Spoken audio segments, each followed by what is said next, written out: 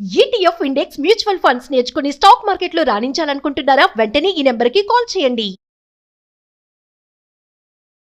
నమస్తే రమగారు. నమస్తే జయ. రమగారు, మనం దెయ్యాలు, భూతాలు, రాక్షసులు ఇలాంటి కథలు చెప్పుకుంటూ ఉంటాం. అవును. ఏదైనా ఒక దెయ్యం కథ చెప్పండి అండి. హెల్ప్ చేసే దయ్యం చెప్పనా? ఓకే. అలాంటి మంచి ఉంటాయి. మంచి మంచి దయ్యం, వింత దయ్యం కదా. ఒక ఊళ్ళోనట రంగమ్మ రంగయ్య అని భార్యాభర్త ఉండేవాళ్ళు. చిన్నవాళ్ళే, ఏదో చిన్న పనులు చేసుకునేవాళ్ళు. అయితే సొంత ఇల్లు లేదు వాళ్ళకి, ఏదో కష్టపడేవాళ్ళు. ఆ, సొంత ఇల్లుగా వచ్చాక పిల్లలు కలిగితే బాగుంటుంది, పిల్లలు కలిగే నాటికి ఇల్లు కొనుక్కోవటమో కట్టుకోవటమో చేయాలని అట్లా ఆలోచించేవాళ్ళు. మెల్లిగా రూపాయి రూపాయి రూపాయి కూడబెట్టి, పిల్లలు లేకపోతే ఖర్చు ఉండదు చూడు, ఆ రోజైనా ఈ రోజైనాను ఎప్పుడు అంతే. అవును. అయితే వీళ్ళు రూపాయి రూపాయి జోడిచ్చారు. అటట మెల్లిగా కొంచెం డబ్బు కూడిన తర్వాత వాళ్ళ ఊర్లో కొద్దిగా ఊరికి పెడగా కొంచెం ఊరికొస అనుకో ఒక పాడుపడిన ఇల్లు ఒకటి అమ్మకానికి ఉండేది. ఏముందిలే, మనం వెళ్ళి ఉండి 2 గొడ్లు పెట్టుకుని 4 ఒక కోళ్ళు కొకరాయలు పెంచుకుంటే మేకలు 2 మేకలు 2 కోళ్ళు 2 గొడ్లు సందడి వచ్చేస్తుంది. ఇట ఆలోచించి ఏం చేశారు, పాడుపడిపోయిన ఇల్లు కొనుక్కున్నారు. కొనుక్కొని చుట్టుపక్కల వాళ్ళ సహాయంతో ఇల్లు చక్కగా బాగు చేసుకున్నారు. కాపురానికి చేరారు. ఇంట్లోకి చేరితే ఈ రంగమ్మ కనిపిస్తుండేది, ఏమిటో కొన్ని పనులు తను సగం చేస్తే అయిపోతున్నాయని అనుకునేది. నేను సగమే చేసా, అక్కడ పెట్టా అని. ఒకసారి ఆవిడ బాగా అబ్జర్వేషన్కి వచ్చింది ఏంటంటే, ఒకనాడు ఏం చేసింది, గొడ్లను పెట్టుకున్నారుగా, 4 గేదెలు చేరినాయి, 4 మేకలు ఉన్నాయి, కోళ్ళు కూడా తిరుగుతున్నాయి అటు ఇటు. ఈ గేదెలు ఉండేసరికల్లా వెన్న వస్తుంది. అవును. పాలు కాచి ఏదో ఒక సేరు పాలు మనం కాచుకున్నా, పాలు బయటికి అమ్ముకున్నా అవును, వెన్న వస్తుందిగా. ఈ మజ్జిగ చేసింది చేయటానికి ఏం చేసింది, మీగడంతా తీసి దుత్తలో వేసుకుని చిలికింది. చిలుకుతుంటే ఎవరో కేకేశారు. మజ్జిగ మీగడలో కవ్వం పెట్టడం జ్ఞాపకం ఉంది, చిలుకుతూ ఉండగానే పిలిచారని కూడా గుర్తుంది. ఈ లోపల ఎవరో కేకేశారు. వాకిట్లో ఏదో తగాదా అవుతుందో ఏదో చూద్దామని మజ్జిగ గిన్నెను మీగడ దుత్తాను కవ్వము వదిలిపెట్టి రంగమ్మ లేచి బయటికి వెళ్ళింది. చాలాసేపటికి లోపలికి వచ్చింది. ఏం చేస్తోందో మర్చిపోయింది. మామూలుగా మనం కూడా చేతిలో పని వదిలిపెడితే ఏం చేస్తామని ఆలోచిస్తామా? కాస్త అటు ఇటు చూస్తే ఏం కనపడింది, మజ్జిగ కుండకేమో మూత పెట్టుంది, వెన్నకేమో వెన్న కోసం చిన్న దుత్త ఒకటి పెట్టుకుంది. మజ్జిగది ఇట్ట ఇట్ట ఉంటుంది, కాస్త కుండగా ఉంది. పక్కన ఇంత దుత్త లాంటిది ఒకటి ఉంది, కొద్దిగా పొట్టిది. వెన్న అందులో పెట్టుంది. నేనేం చేశాను, వెన్న తీసానా, చేతులు చూసుకుంటే జిడ్డుగా లేవు. వెన్న తీస్తే చేతులు జిడ్డవా? ఊళ్ళల్లో ఏం చేసేవాళ్ళు అంటే, ఇప్పట్లాగా మన ఓసీడీలు అప్పుడు ఉండేవి కాదుగా. వెన్న తీసి ఆ గిన్నెలో వేసాక ఓ మాట అట ఇట్ట కడిగేసుకుని కాస్త నీళ్ళు పోసి కడుక్కొని కొద్దిగా ఈ వెన్నని చేతులకో పిక్కలకో పాదాలకో రాసుకునేవాళ్ళు, లేకపోతే నెత్తికో చేసేవాళ్ళు. అట్లా చేయి చూస్తే జిడ్డు లేదు, వెన్న తీస్తే జిడ్డు ఉండదు, వేళ సందునైనా జిడ్డు ఉండాలిగా. జిడ్డు లేదు, నేనే తీసానా, నేను వెన్న తీయలేదే. కవ్వంతో చిలికిన జ్ఞాపకం ఉంది, కానీ వెన్న ఎక్కడ తీస్తుందో మజ్జిగ చిందులు ఉన్నాయి, చుట్టూతా ఉంటాయి. వెన్న తీసే చోట వాసన కూడా వేరేగా ఉంటుంది కదా, అది ఉంది. కానీ వెన్న తీసిన జ్ఞాపకం లేదు, చేతులు జిడ్డు లేవు, వెన్న మాత్రం దుత్తలో పెట్టింది. సాయంత్రం మొగుడు రాగానే చెప్పింది, ఏమయ్యా నేను వెన్న తీయలేదు, నేను వచ్చేసరికి తీసి పెట్టిందంటే పక్క నవ్వాడు మొగుడు. ఇంకా నయ్యం, ఎవరో తీసి పెట్టారన్నావు కాదు, మతిమరుపు దానివి అవుతున్నావు, ఇట్టటి మాటలు మాట్లాడబాక, ఎవరైనా వింటే ఏమనుకుంటారు, ఇంకా నయం లే, తీసేసి ఉంటావు నువ్వు, అసలు ఆ చేత్తో ఆ పని చేస్తావు, నీ సంగతి నాకు తెలీదు. ఆవిడ అమ్మాయి ఏ చేత్తో ఆ పని చేసేసే రకం. నేను లేచెళ్ళానయ్యా అంటే ఆ మొగుడు పన్నివ్వాల, ఆ రంగయ్య ఊరుకుంది. కానీ అనిపించేది, ఏదైనా తను విడిచిపెట్టిన పని మాత్రం అది పూర్తవుతోంది. వెన్నది స్పష్టంగా తెలిసింది, మిగిలినవి అంత అస్పష్టంగా ఉండేవి, తెలిసేవి కాదు, కానీ అనిపించేది. కొన్నాళ్ళకి అమ్మాయి గర్భవతి అయింది. గర్భవతి అయితే ఏదో అటా ఇటగే పనులు చేసుకునేది. సరిగ్గా తను చెయ్యలేని ప్రతి పని పూర్తవుతున్నట్టుగా బాగా తెలుస్తూ ఉండేది. సహాయం ఎవరు లేరు, కానీ పని పూర్తవుతుంది. దూడను వదిలేస్తే ఎవరో కట్టేసినట్టు, కోళ్ళకి గింజలు జల్లినట్టు, కోళ్ళని బుట్ట కింద పెట్టినట్టు. నేనే పెట్టానా ఏమో గుర్తులేదు. పైగా ఈ గర్భాలసత్వం కడుపుతూ ఉంటే పెద్ద నెలలు వచ్చాక ఏం చేశామో ఏం చేయలేదో మర్చిపోతారు. ఇక్కడ 36 పనులు ఉన్నాయి, పల్లెటూరు పనులు కదా, మనకు మళ్ళీ 2 ప్లాన్డ్ పనులు కావు. దాంతో అనిపిస్తూనే ఉండేది, బెదురుగా ఉండేది. సరే పూరిటికి ఎవరైనా సాయం కావాలని రోజు అన్నా భర్త ఒప్పుకునేవాడు కాదు. సాయం కావాలి మనిషి. ఎవరు కావాలంటే వీళ్ళకి ఈ ఊరికి 2 ఊళ్ళ అవతల వాళ్ళ అమ్మ ఉండేది. అమ్మకి ఉత్తరం రాయించి ఇచ్చారు, పురుటికి సహాయం రమ్మని. వస్తుంది ఇవాళ వస్తుంది రేపు వస్తుంది అని చూశారు. ఇక రేపు నిప్పులు వస్తాయనగా ముందు రోజు సాయంత్రం వాళ్ళ అమ్మ వచ్చింది, వెంకమ్మ అమ్మ వచ్చింది. బాగానే ఉంది.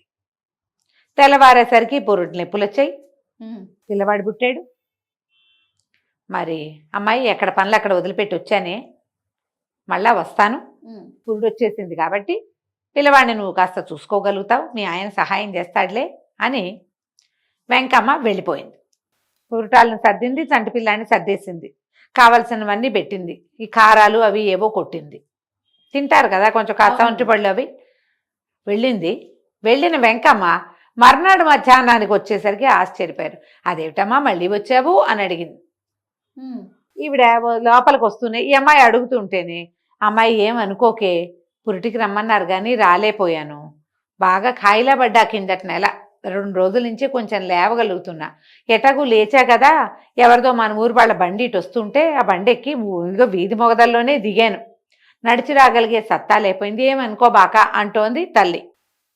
నిన్నే కదా వెళ్ళావు, ఇవాళ ఎందుకు వచ్చావు అని అడుగుతోంది కూతురు. ఈ అల్లుడికి అర్థం కాల ఆవిడ ఏం చెప్తుంది. ఏమిటండి అన్నాడు. అనేసరికి ఏమిటత్తా చెప్పావు అంటే, కాయిలా పడ్డాను నాయన, రాలేపోయాను, ఏమీ అనుకోబాకండి అని ఆవిడ కథ అంతా చదివి, ఏడి పిల్లాడేడి, పురుడొచ్చేసిందిగా, పిల్లాడేడి, వచ్చిందని కబురు వచ్చింది వాళ్ళ ఊళ్ళోకి. పిల్లాడిని చూసేసరికల్లా వీళ్ళు నిర్ఘాంతపోయారు. ఇన్ని రోజులు ఎవరు వచ్చినట్టు. సరే పిల్లాడిని ఎత్తుకుంది, మళ్ళా తీసుకెళ్ళి ఉయ్యాల్లో పడుకోబెట్టింది. అమ్మ కూతురు గుమ్మంలో నిలబడ్డారు. గుమ్మంలో నిలబడితే, అది కాదమ్మా ఇక్కడ ఏం జరిగిందో తెలుసా, 4 రోజులు నువ్వు మాతోటే ఉన్నావు, అదిగో రోట్లో పాచడి నూరేవు, ఈ రోట్లో పొడి చేసావు, వేపావు అని చెప్పింది అని కథ అంతా చెప్తోంది. ఇంతలో పిల్లాడికే గుమ్మన్నాడు. తల్లి కూతురు గుమ్మం బయటే ఉన్నారు, ఉన్నట్టుండి ఉయ్యాలు ఒకట మొదలుపెట్టింది. ఉయ్యాలు ఊగుతోంది. ఊగుతుంటే పిల్లాడు ఏడు పండసాడు, తల్లి కూతురు బిగుసిపోయారు. మనం ఇక్కడ ఉండగా ఉయ్యాలు ఎట్టా ఊగింది, పిల్లాడు ఏడవగానే ఉయ్యాలు ఊగిందంటే పిల్లాడి పక్కన ఎవరో ఉన్నట్టు కాదు, అంతే. తారెత్తిపోయింది. ఒక్కంగలో వెంకమ్మ రంగమ్మ ఇద్దరు ఉయ్యాల దగ్గరికి పడ్డారు. పిల్లాడిని ఎత్తుకుని అమ్మో అని బయటకు వచ్చేశారు. నిద్రపోతున్నాడు పిల్లాడు. ఒకసారి నిద్రలో కదిలికెవ్వమన్నాడు, ఉయ్యాలు ఊపేసరికి నిద్ర పట్టేసింది బడికి. ఇద్దరు గజగజ వణుకుతూ పంచలో నుంచునున్నారు.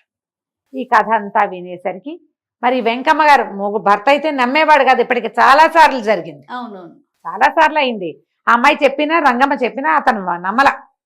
ఇప్పుడు అత్తగారు ఆరోపణ, మొన్న నిన్న వెళ్ళి ఇవాళ రావడం, నేను ఇవాళే వస్తున్నానంటాం, నమ్మాల్సి వచ్చింది. పైగా అతను గుమ్మాలకి ఎదురుగుండా నుంచునుండగానే చూశాడు ఉయ్యాలు ఊగటం. సరే ఎవరినైనా భూత వైద్యుడిని తెస్తానంటే తల్లి పిల్ల ఇంకా లోపలికి వెళ్ళాల, పిల్లాన్ని ఎత్తుకుని వాకిటోనే నుంచునున్నారు. భూత వైద్యుడిని పిలిచారు. ఆయన లోపలికి వచ్చి చూశాడు ఇల్లంతా. పాత ఇల్లు కదా, ఇక్కడ ఆశ్రయించుకుని ఉంది, ఏం జరిగిందో చెప్పండి అన్నాడు. ఈ రంగమ్మ లిస్ట్ అంతా చెప్పింది. వాళ్ళ ఆ పని చేస్తుంటే ఆ పని అయిపోయింది, ఈ పని మానితే ఈ పని అయిపోయింది అనగానే భూత వైద్యుడు అన్నాడు, ఇదేదో సహాయకారి దయ్యం, భయపడద్దు, మీకేమీ అవ్వదు, గాలి చేస్తే ఇది మీకు ఇబ్బంది లేదు, మిమ్మల్ని ఏమి ఇబ్బంది పెట్టట్లా, పురుట్లో సహాయం చేసింది తల్లిలాగా అంటే ఏమనుకోవాలి, కాబట్టి మీరు కంగారు పడకుండా ఉండండి అన్నాడు. కానీ రోజు రోజు ఇక్కడ దయ్యం ఉంది అన్న ఊహతోటి భయం, అక్కడ ఉండలేక ఆ రంగమ్మ రోజు ఏడ్చేది, భయపడేది, నిద్రలో ఉలిక్కిపడేది, అమ్మో నా పిల్లాడో అని పిల్లాన్ని కావలించుకునేది. 10 రోజులు గడిచేసరికల్లా అతనికి ఇక విసుగు పుట్టింది. ఏం కావాలి చెప్పు, నువ్వు ఎందుకు ఇట్లా ఏడ్చుకోవాలి చేస్తున్నావంటే, నేను ఇంట్లో ఉండను, పిల్లవాడి పెంపకం ఎంత కష్టం, సొంత ఇల్లు అయితే అయింది, నా వల్ల కాదు బావా ఇక్కడ ఉండటం అనగానే భర్త అన్నాడు, సరే అవతల వీధిలో ఏదో ఇల్లు ఖాళీ అయింది తెలిసిన వాళ్ళది, అది వాళ్ళు అమ్ముతామంటున్నారు, ఈ గేదెలు గొడ్లు వల్ల 10 రూపాయలు కూడినాయి. ఇక్కడ వాళ్ళకి తెలిసి వచ్చింది, మొక్కల్లో నీళ్లు పోయటం కూడా అశ్రద్ధ జరగల. అరటి చెట్లు వాళ్ళు వచ్చినప్పుడు పెట్టిన అరటి చెట్లు తలా ఒక గేలా వేసి 10 చెట్లు అయినాయి, అంతా డబ్బే.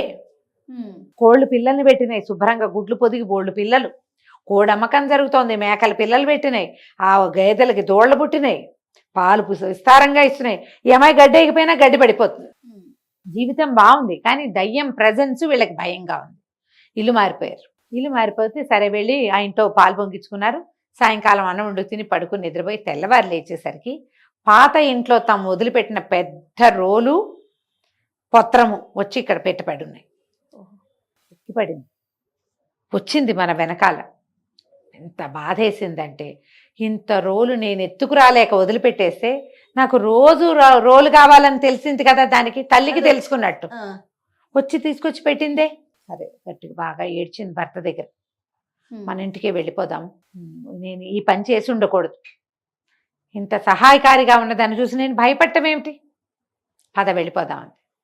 మళ్ళీ రోలు ఎత్తించుకుని తీసుకుపోయారు అక్కడికి, పాత ఇంటికి వెళ్ళిపోయారు. వెళ్ళిపోయారు. కానీ ఆ తర్వాత ఎప్పుడూ ఆ దయ్యం వాళ్ళకి ఏ సహాయము చేయలే, ఇంకా రాల, వదిలిపెట్టి వెళ్ళిపోయింది. ఓహో. ఆ రోలు వాళ్ళకి ఇచ్చేసి ఆ, ఇక మళ్ళీ కనిపించలేదు. ఎప్పుడు రంగమ్మ గుర్తు చేసుకుంటూ ఉండేది, ఇలాంటప్పుడు అదేదో ఉంటే బాగుండేది అని. అదే కంచికి మనం ఇంటికి బాగుంది రమ్మగారు, కదా. చాలా బాగుంది. నమస్తే అండి. నమస్తే జయ.